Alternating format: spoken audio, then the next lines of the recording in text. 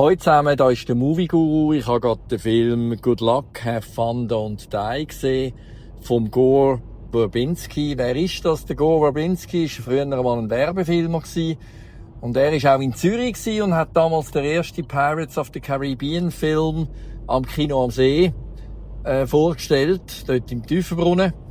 Und ich weiss noch, ich habe dort den Anlass moderiert, Open Air, und er hätte mit einem Bötli, einem kleinen Bötli zu fahren kommen, am anderen Ufer, und hat dann das auch geschafft. Allerdings mit kleiner Verzögerung. Ich bin ziemlich nervös geworden bei der Moderation damals. Ist ja auch schon ein Zeitchen her, 2004, glaube ich.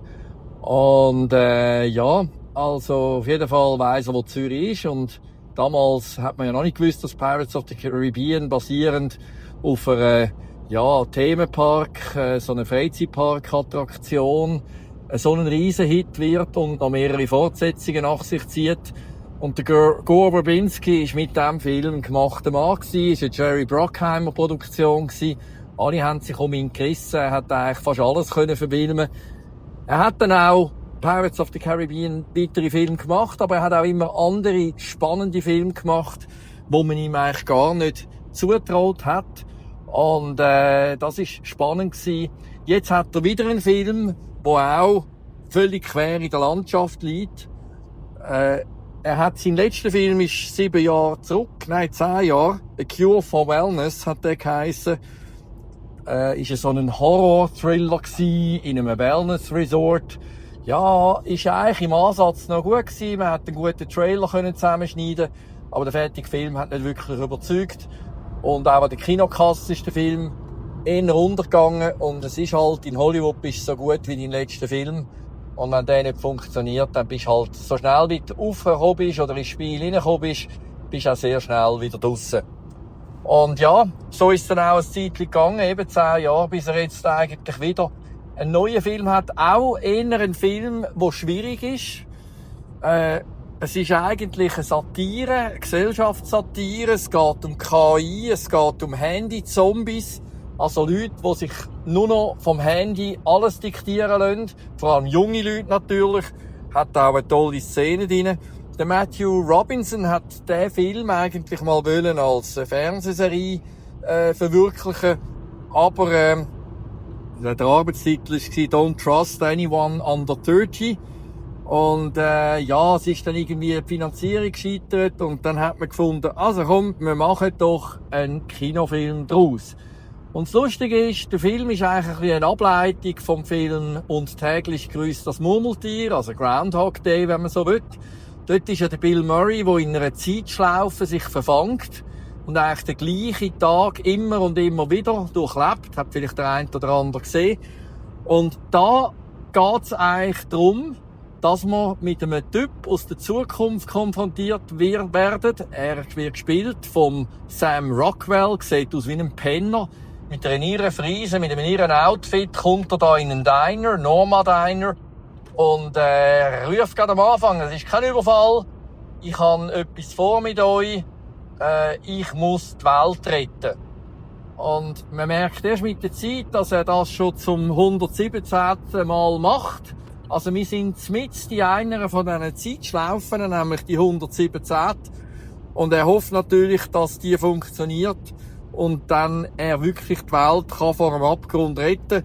Weil genau am 10:10 kommt er immer in den Diner und immer wieder sucht sich ein Grüppli von Leuten aus dem Diner aus, wo er natürlich jetzt nach 116 Besuchen weiss er genau, wer im Diner sich aufhaltet, sucht sich die Leute zusammen, die beim letzten Mal einigermaßen funktioniert hat, und mit dem Grüppli versucht er dann die Welt zu retten. Und das ist wirklich eigentlich noch ganz eine witzige Idee.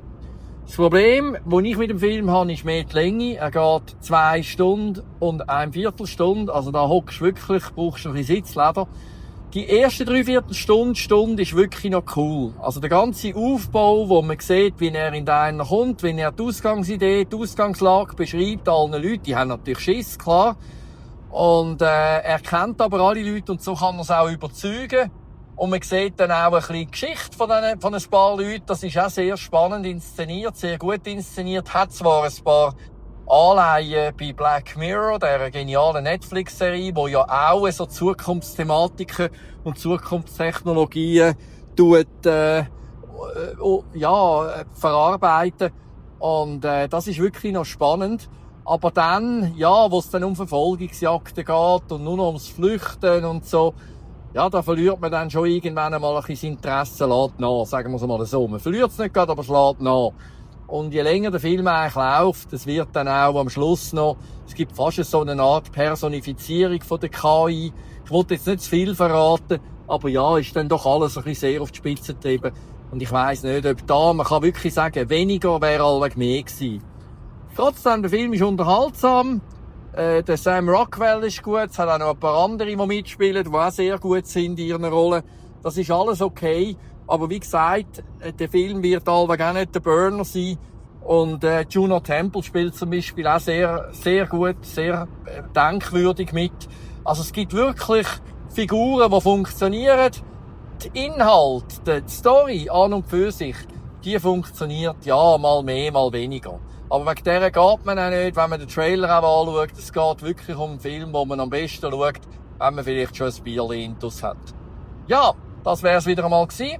Ich hoffe, ihr bleibt dran, darum stay tuned. Kommt wieder zurück. Es wird weitere Movie Guru Podcasts geben, kurz und bündig, vom Filmfans für Filmfans. Und trotzdem auch mit ein bisschen kritischem Anspruch. Aber ich denke, wir verhacken da keinen Film. Wir wollen ja Stimmung machen fürs Kino. Und es ist allen klar, es kommen nicht nur tolle Filme ins Kino. Jeder Film hat manchmal auch einen Mangel. Und ich glaube aber doch noch, immer noch, jeder Film wird mit guten Absichten gemacht. Ein Regisseur steckt 1, 2, 3 Jahre von seinem Leben rein. Der Gore Verbinski hat auch kämpfen. Am Schluss hat man in Südafrika drehen, weil das Budget nicht gelangt hat, um in Amerika zu drehen. Und ja, man sieht das dem Film aber nicht an. Ein Teil kannst du ja überall bauen und den Film drehen und irgendwelche nächtlichen Kulissen, die findest du auch überall. Also das hat überhaupt nicht gestört. Der Film ist eigentlich ganz cool und hat auch eine gewisse Intelligenz. Aber eben, wie gesagt, man muss ein bisschen in Stimmung sein für so etwas, für die Gesellschaftssatire, die mit der KI und dem Handy-Zeitalter ziemlich abrechnet. Also, viel Spass im Kino und bis wieder. Ade, tschüss.